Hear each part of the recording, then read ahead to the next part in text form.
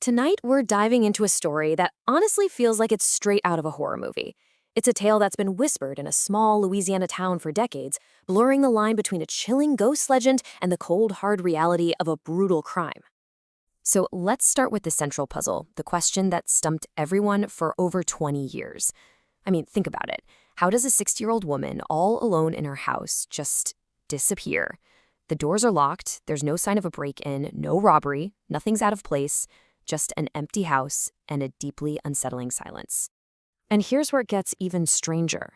The place she vanished from, she lived on the town's pet cemetery, right in the middle of it, all by herself. The locals already believed the land was haunted, and you can bet that Dorothy Thompson, this reclusive woman living among all those tiny graves, she was pretty much the star of all their ghost stories.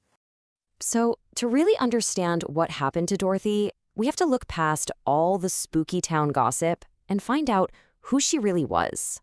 You see, the town had a nickname for her, the husband killer. Just awful. But the reality? The truth of her life is just heartbreaking. That first husband they talked about, he was abusive, and she shot him to save her own life. Her second husband? She was the one who found his body after he took his own life.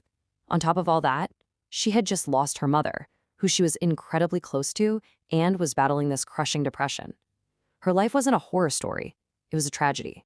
So let's walk through her last day, April 13th, 1985. She spends the day running errands, gets dropped off at home around 4 p.m. At 9 o'clock that night, she has a totally normal phone call with her friend Patricia, making plans. But just a few minutes later, something changed. She heard the slow crunch of tires on her long, dark driveway. She had a visitor, late at night. And the next day, she was just gone. When Patricia showed up, the house was sealed tight. The front door was locked from the inside. The back door was jammed. Inside, it was so eerie. A TV was left on in the bedroom, a half-full glass of wine was sitting in the kitchen. There was absolutely no sign of a struggle. It was like she had just evaporated into thin air. As the police started digging, they found out that Dorothy's so-called quiet life was actually, well, anything but. It was a tangled mess of grudges, lawsuits, and greed. For 19 long days, everyone searched. And then the worst possible news. A body was pulled from the Mississippi River miles downstream. It was almost unrecognizable. But then they saw it, a tiny tattoo of a cross on her left index finger. It was her. It was Dorothy. And this discovery erased any doubt. This was no accident. The medical examiner's report was chillingly clear. There was no water in her lungs. Dorothy was already dead before she ever hit the water. Someone had strangled or suffocated her, wrapped her body in heavy chains, and dumped her in the river, hoping she would never, ever be found. So now it's a murder investigation. And the suspect list? It was a real doozy. First, you have Patricia Newman, the devoted friend and caretaker, who also just so happened to be a major heir in Dorothy's will. Then there was a former handyman, a guy obsessed with a local legend about buried treasure on the property. And finally, you have Brandon and Bonnie Nodier, former employees who were in a nasty court battle with Dorothy over the very land she lived on.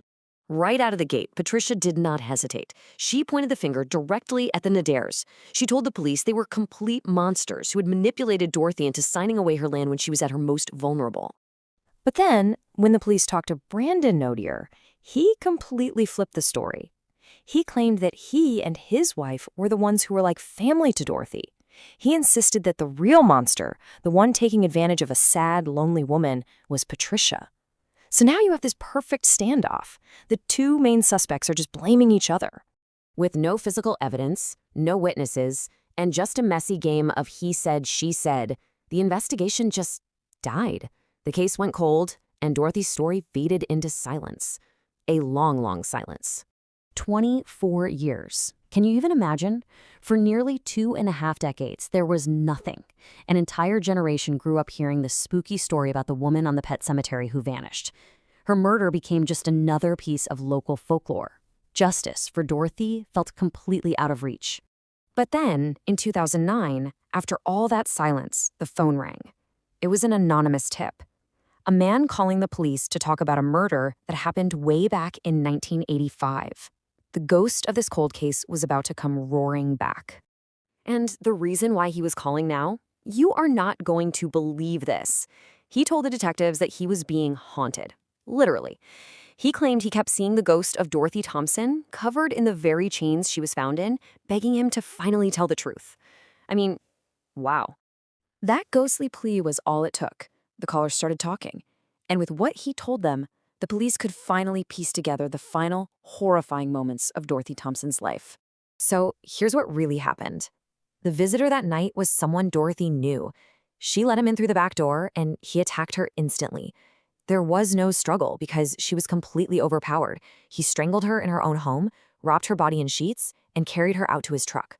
From there, he drove to the river, bound her with those heavy chains, and threw her into the water. And the man who did all of this was Brandon Nodier, the same man who was fighting her in court, the same man who swore her best friend was the real monster. It was him all along. So why? Well, it's the oldest motive in the book. Plain, simple greed.